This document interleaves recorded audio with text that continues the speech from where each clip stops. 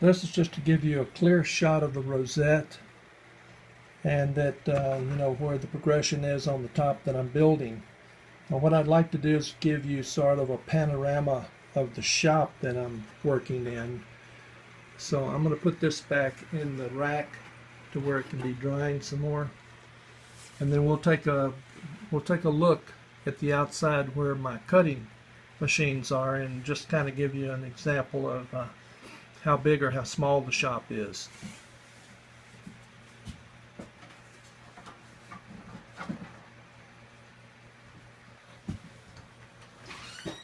Come with me out into the bigger shop where I cut the wood.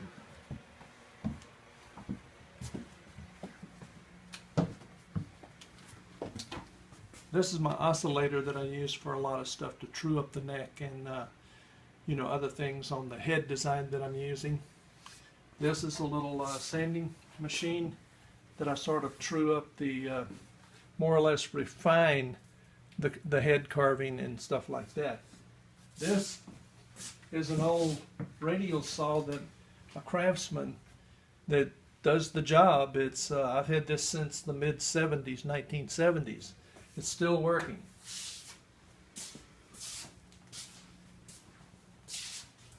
Coming over here, I have a double barrel. I don't use the second barrel, just the single barrel is all I'm using, and then just part of the barrel I'm using to sand the wood. This saves on sandpaper.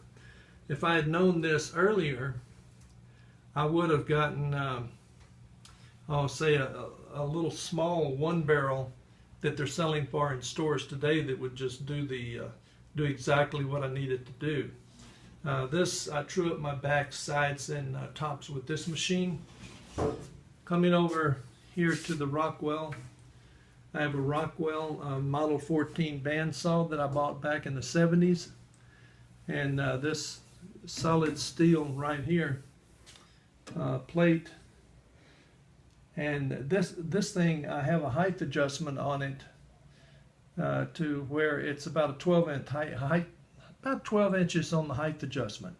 And this, I used to cut a lot of, you know, wide rosewood on this one, but now I don't do that. I go to LMI, I say sand the wood to the proper thickness and everything I need, and I'll do most of the finishing work here in this shop. Then I go over here to a dual sander set up with Delta. It's a very good machine and it works well. I use this to, you know, do what all my little small sanding stuff with. This is just a vacuum setup that I have with that. This right here I don't use anymore, but this right here is the what I used to rough cut my bridges with, and this little shaper tool. And then I would go over here and I would have a little tool here to do the bridges, what do you call it, the depth, the channel depth in between the saddle and the tie block.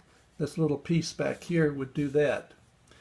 But I don't use it anymore because Manuel makes my bridges for me. I'm very thankful for that because it saves me a lot of time and energy not to have to make my bridges and especially my necks. Now let's go back into the shop.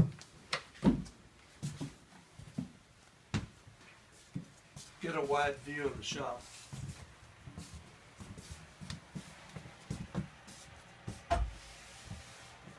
And there you have it, folks.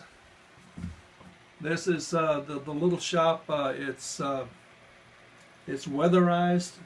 I keep the humidity at about 45%, and everything in here is just localized at about 130 square feet. 130 square feet is all I have to keep the wood and everything climatized. So this is what's going on in the shop, and the next step I have is to go ahead and fix the top put the struts on the top and get it fitted. Put the lining in here, right here on the double lining or laminate, and then fix the top to it and then turn it over, and we'll do with the back, and then it's going toward home pretty quick after that. Thank you for watching, and I hope that this gives you a little more information about what's going on here.